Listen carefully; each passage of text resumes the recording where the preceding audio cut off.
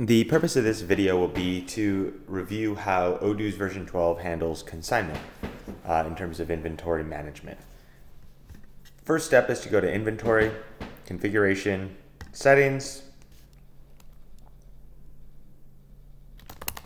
and you'll see there's a consignment option. Make sure it's turned on, and once you do that, on any inventory receipt, you will always be able to add an owner. And I'll show you that quickly here.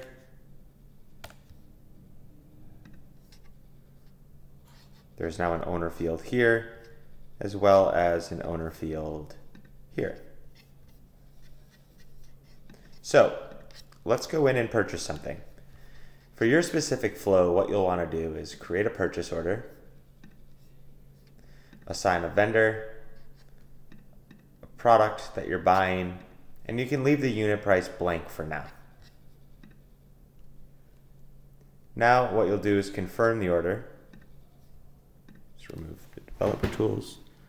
So once you confirm that order, it's going to generate a receipt.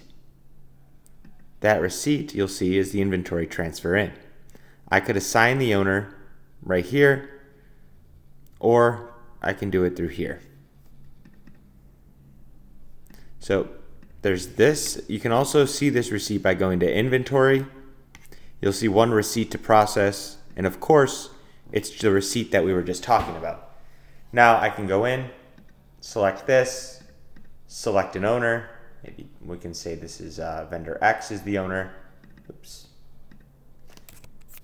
And we're bringing in 1 unit of that product. And now we validate it. And at that point, this stock has come into my warehouse, and I can see that by going to Warehouse Report. And I can see I have 1 unit on hand, and the owner is vendor X. Now, I can also go in and just see my inventory, which I have no inventory technically that belongs to me. But I can always group my inventory by owner, and I can see if I look at internal locations, I see I have 1 unit on hand for vendor X.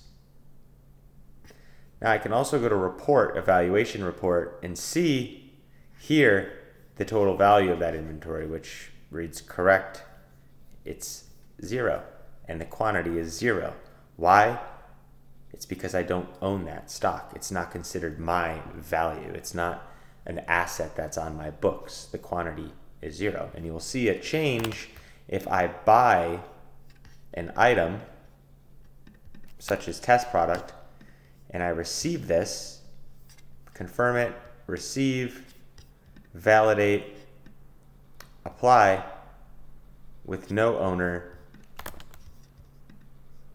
You'll see your valuation would, excuse me, let me check something here, go up to 1. And just like that, you can see it's still 0, but it's now you have 1 on hand because that's your stock. Whereas if you go to the inventory report, you'll see I now have 2 total on hand.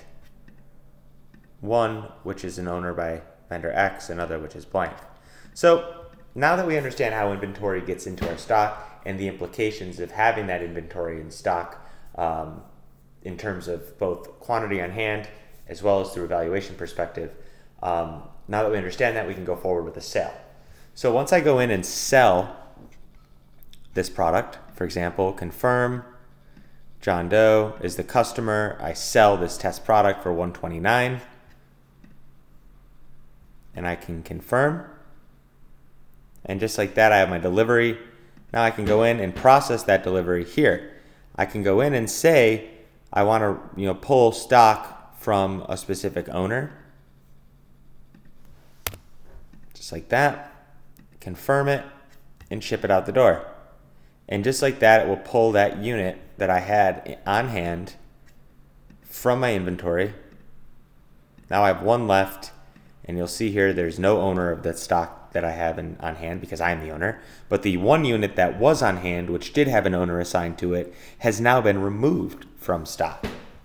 And again, from a valuation perspective, oops, I didn't set that up right, I apologize, but from a valuation perspective, I would see that I have 1 unit on hand because that unit is still here. It's a unit that belongs to me.